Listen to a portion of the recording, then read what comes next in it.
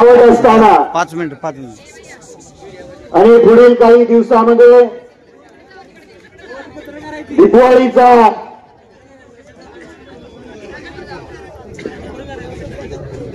सण असताना या सांगोला बंदची हाक देणं उचित नव्हतं। आबासाहेबांनी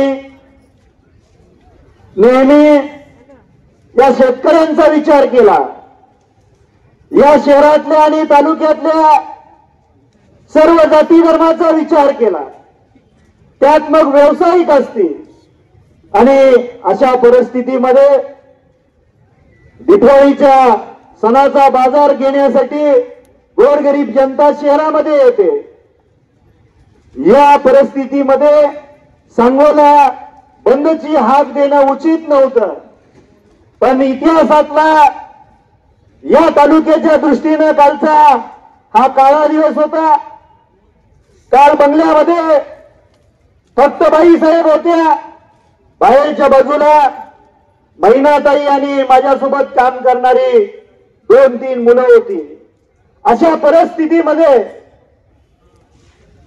ज्या दैवत म्हणून ज्यांना तुम्ही तर आताच्या फोडासारखं 60 वर्ष जपलं, ज्या घरामध्ये आपलं दैवत राहत होतं त्याला आपण न्याय मंदिर मानता, आणि त्या न्याय मंदिरावरती कालच्या जमावाने हल्ला केला, भरलेली दारूची बाटली फेकली, ही अतिशय निंदनीय आहे।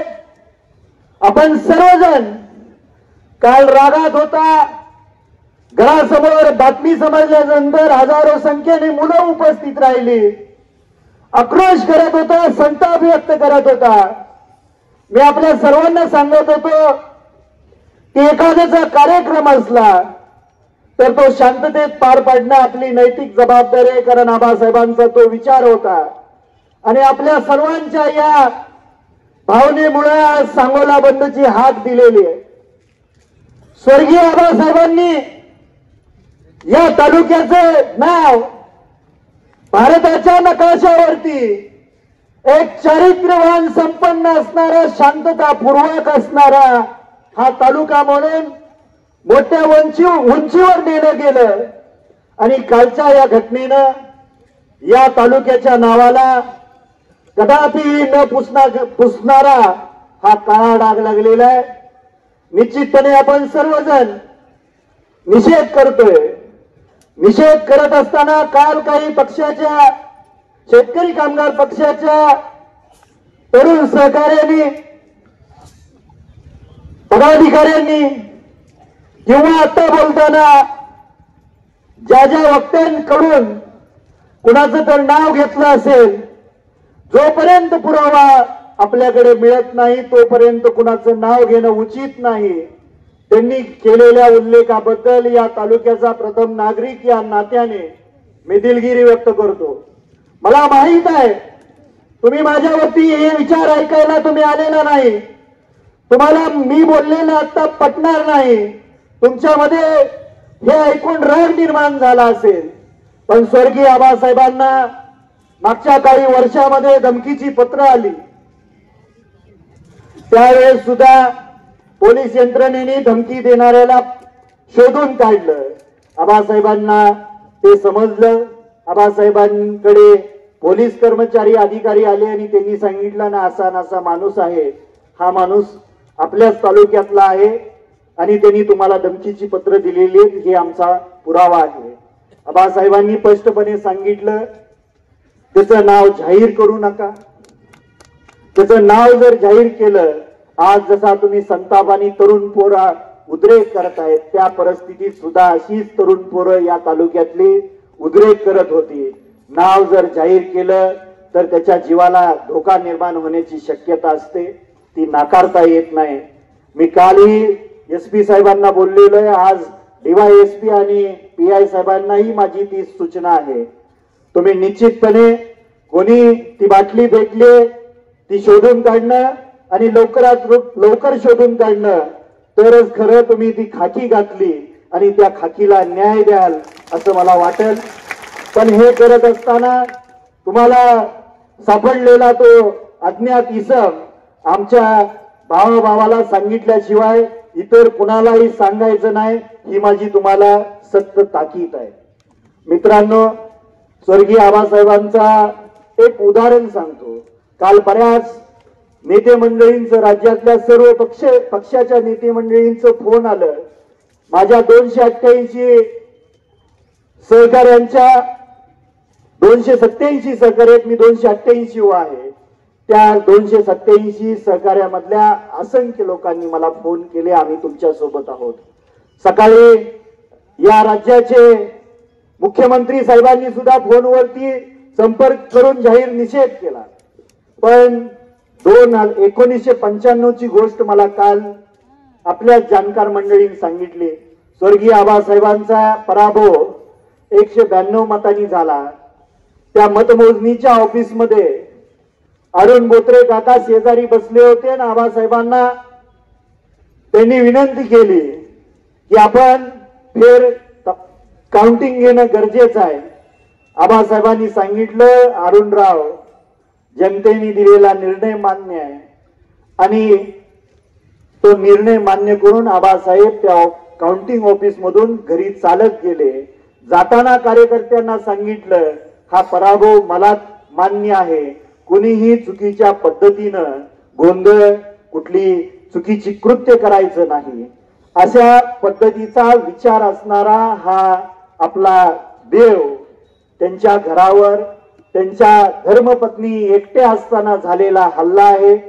निश्चितपणे तुम्ही सर्वजण कुठल्या तरी व्हॉट्सअपच्या स्टेटसवरती, एखाद्याच्या फोनवरती एवढ्या मोठ्या संख्येने या ठिकाणी उपस्थित राहिला, त्याबद्दल सर्व पक्षाच्या नेते मंडळींचं, विशेष करून दीपक आबा आणि बापूंनी सांगितलं आम्ही बाहेर आहे पण आम्ही तुमच्या सोबत आहे. त्यांनीही फोनवरती निषेध व्यक्त केलेला. आता राजू शेट्टी साहेबांनी सांगितलं, राज्यातल्या असंख्य नेत्यांनी न्यूज चॅनलला बाईट दिलेले आहेत. सर्व नेते मंडळी, या राज्यातली तमाम जनता आपल्या सोबत आहे. घाबरायचं काही कारण नाही, नाव उमेद होण्याचं कारण नाही. पण शांततेनं जो विचार आबासाहेबांनी आपल्याला दिलेला आहे तो विचार जपण्याची जबाबदारी, नैतिक जबाबदारी आपल्या सर्वांच्या खांद्यावरती आहे. आपण ती चांगल्या पद्धतीने जपूया. या ठिकाणी या सांगोला आहे माझे, मी कार्डिओलॉजिस्ट आहे. आज अजून एक आंदोलन मोर्चा होता आणि या देशाचे सरन्यायाधीश, म्हणजे हितनं जर एखाद्या न्यायाधीशाने तुमची केस तुमच्या विरोधात निकाल गेला, सगळ्यात शेवटचा न्यायाधीश असतो सरन्यायाधीश. सन्माननीय भूषणजी गवई याच राज्याचे सुपुत्र आहेत आणि न्यायालय चालू असताना एका नराधमाने बूट काढून फेकण्याचं भ्याड कृत्य केलेलं आहे. त्याचाही निषेध करतो. ज्या माणसाने जीवनभर आंबेडकरी विचारांचा वसा जपला आणि त्या सर्वोच्च न्याय मंदिरामध्ये सर्वोच्च खुर्चीवरती तो माणूस बसला, त्या माणसावरती असा भ्याड हल्ला करणं, हा निषेध आमच्या पक्षाच्या वतीनं, सर्व तालुक्यातल्या जनतेच्या वतीनं मी व्यक्त करतो. सांगायचं राहून गेलं, ती काल जी बाटली फेकली, काल मी घरी नव्हतो, आल्यानंतर मला सांगितलं इथं बाटली फेकली. घरासमोर झाड आहे, ती झाड जर नसतील, ती फांद्या जर नसत्या, तर ज्या ठिकाणी आबासाहेब बसत होते त्या खुर्चीच्या पुढे जाऊन ती बाटली फेकली पडली असते आणि त्या ठिकाणी फुटली असती. हा विचार ज्या माणसाने त्या पिलेल्या माणसाला फेकायला लावलेला आहे त्याला ते समजणं गरजेचं होतं. निश्चितपणे हे भित्रकृत्य ज्यांनी कुणी करायला लावलं असेल, ज्यांनी कुणी केलं असेल, त्याचा आपण निषेध करतोय. या दोन्ही आंदोलनासाठी पोलीस यंत्रणा, पत्रकार बंधू, माझ्या माता भगिनी आणि तुम्ही, आपण सर्वजण तमाम नागरिक मोठ्या संख्येने उपस्थित राहिला. एवढ्या उन्हामध्ये सुद्धा आम्ही तर इथं मातीवर बसलोय, काही लोक तिथं त्या डांबरीवर बसलेत. निश्चितपणे खालून सुद्धा पोळत असेल, पण ज्या माणसाला तुम्ही तळ हाताच्या फोडासारखं 60 वर्ष जपलं. या न्यूजच्या माध्यमातून या महाराष्ट्राला कळणार आहे की माणसं या कुटुंबावरती आणि आबासाहेबांवरती किती प्रचंड प्रमाणे प्रेम करतात.